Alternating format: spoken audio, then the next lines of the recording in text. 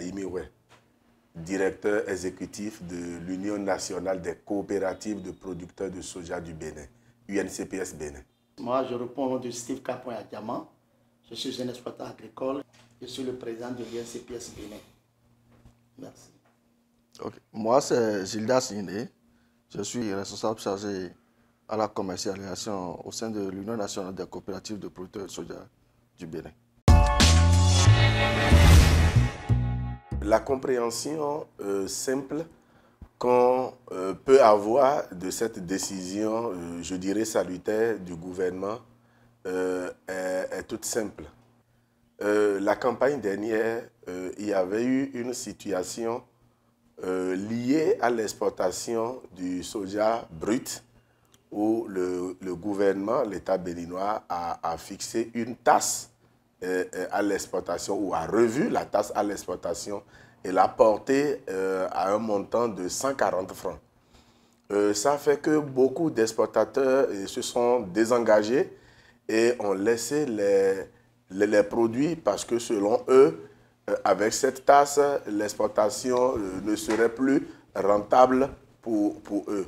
Les producteurs se sont vus en difficulté et ont conduit des actions de plaidoyer qui finalement leur a permis de trouver un moyen d'écouler leurs produits via une opération spéciale de commercialisation.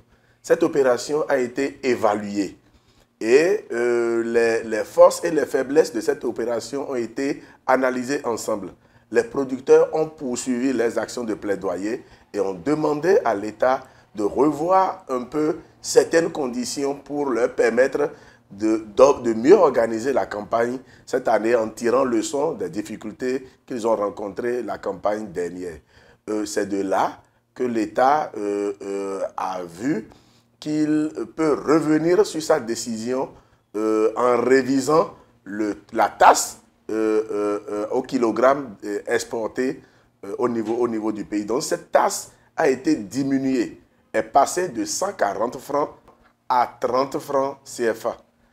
Cela voudra dire que les exportateurs ont maintenant l'opportunité de revenir et de poursuivre leurs affaires avec les producteurs avec qui ils travaillaient, et la commercialisation du soja cette année sera mieux organisée et profitable pour les différents acteurs, producteurs, acheteurs, exportateurs et même transformateurs. Je tiens à remercier le chef de l'État et son gouvernement qui est vraiment à l'écoute de nous côté sojaculteurs. La campagne antérieure a connu un peu de difficultés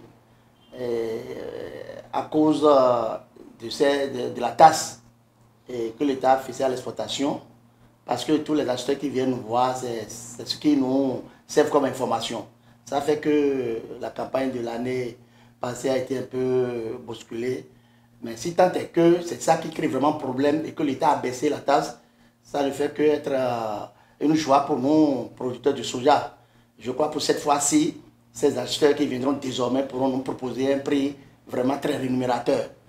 Voilà. C'est pourquoi je dis que les producteurs de soja sont vraiment en joie. Pourquoi pas en fait? Et nous fois encore merci au chef de l'État qui vraiment nous a écoutés et a pu vraiment procéder à cette baisse du prix. Ce n'est pas l'État qui fixe le prix des spéculations en général, ni pour le soja en particulier. C'est nous, acteurs, qui fixons le prix. C'est vrai. Et il a un mécanisme pour fixer le prix. Ce n'est pas l'État qui fixe le prix. Et le président l'a dit, ce sont les acteurs eux-mêmes qui se rencontrent et qui discutent entre eux. Et quand je dis acteur, je parle prioritairement du producteur qui vient et qui présente dans son compte d'exploitation le coût unitaire de production du soja, c'est-à-dire combien il a investi dans le champ pour avoir 1 kilogramme de soja. Et c'est à partir de ce prix-là que les négociations se mènent. Et ce prix, quand on dit coût unitaire de production, c'est sans une marge bénéficiaire. Donc, c'est l'argent que le producteur a investi dans le champ pour avoir 1 kilogramme de soja grain. Et quand il est dans son activité, il doit rentabiliser.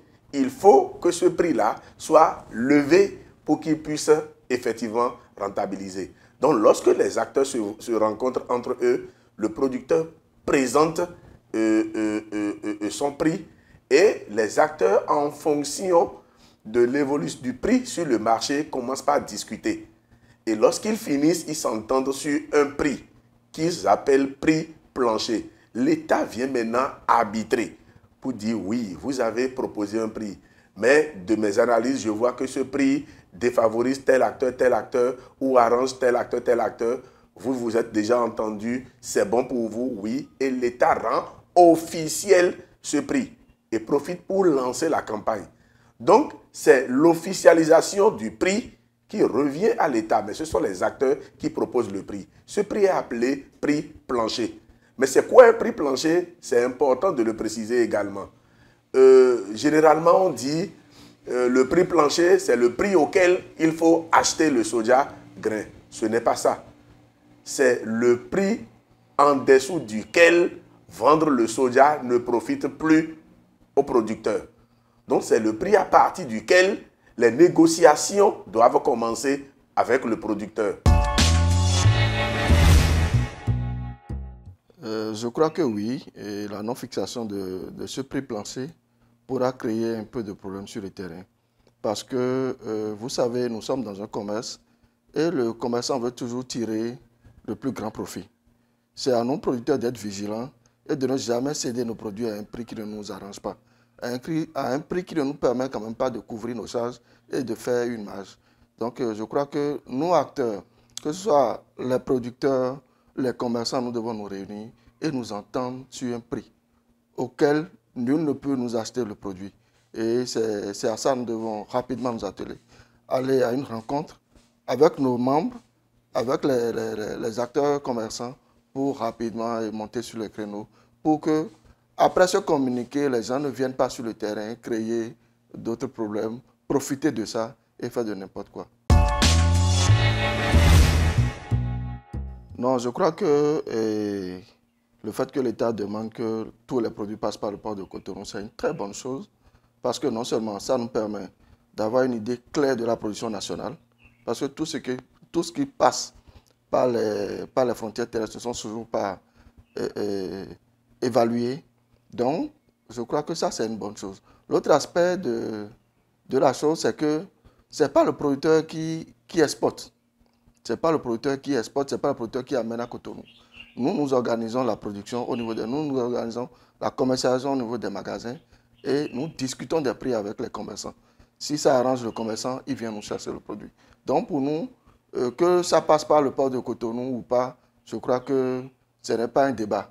Pour nous, c'est de vendre nos produits, même bossant ou au magasin. Mais le plus souvent, nous organisons la commercialisation au magasin, quitte aux commerçants de venir enlever pour aller à Cotonou. Comme l'a dit le résultat de la commercialisation, aucun producteur n'exporte son produit. Aucun producteur n'exporte son produit. Donc, vraiment, il faut qu'il voit aussi avec l'État. Parce que l'État est en train de proposer aujourd'hui, c'est le bien-être de nous tous. Parce que nous avons besoin des voies dans le pays. Si vous connaissez Kalalé, Niki fait 41 km. Mais vous faites plus de 5 heures de temps. Mais avant de butimer, l'État a besoin de moyens. Mais si la production ne passe pas par le port de Cotonou pour que l'État prélève au moins les 30 francs qu'ils ont proposés, où ils vont trouver de l'argent pour pouvoir nous réfectionner les voies. Donc, je demande pardon à ces acheteurs de respecter ce que l'État a dit. Et une fois encore, merci au chef de l'État de nous permettre de fixer un prix plancher. Parce que sans un prix plancher, vraiment, nous producteurs nous ne pourrons pas nous en sortir. Je m'en vais m'adresser à nos membres, aux coopératives communales, car cette décision, c'est une opportunité pour nous de nous mettre ensemble, de faire la mise en marché comme nous avons l'habitude de le faire pour écouler nos produits. Ne nous laissons pas manipuler par les commerçants qui viendront acheter le produit à un prix qui ne nous arrange pas. Passons nos produits par nos coopératives afin que cette union que nous formons soit plus forte et que l'Union nationale continue de faire des plaidoyers à l'endroit des gouvernements afin que la production de soja puisse s'imposer et que cette filière devienne une filière plus imposante et plus forte. Oui, je m'en voudrais de ne pas dire un sincère merci à tous les producteurs qui ont appuyé leur fêtière dans ce processus de plaidoyer. Et un grand merci également à l'endroit du gouvernement, à l'endroit du ministre de l'Agriculture et surtout le ministre d'État en charge de l'économie et des finances qui est venu rencontrer les acteurs à Parakou la veille de la prise de décision. On peut dire que c'est le sauveur parce que ce sont eux qui sont allés parler au chef de l'État pour que la décision sorte. Mais qui dit merci demande également d'autres choses. Il reste également des étapes à franchir. L'étape de fixation du prix plancher par les acteurs est une étape importante et le suivi de l'étape du lancement de la campagne de commercialisation. Sans ces deux étapes, cette décision ne pourra pas vraiment être profitable pour les acteurs que nous sommes. Mon message à l'endroit de nos coopératives, c'est de commencer par préparer la collecte des produits de leurs membres. Dès que les stocks sont constitués, la négociation avec les acheteurs serait plus facile.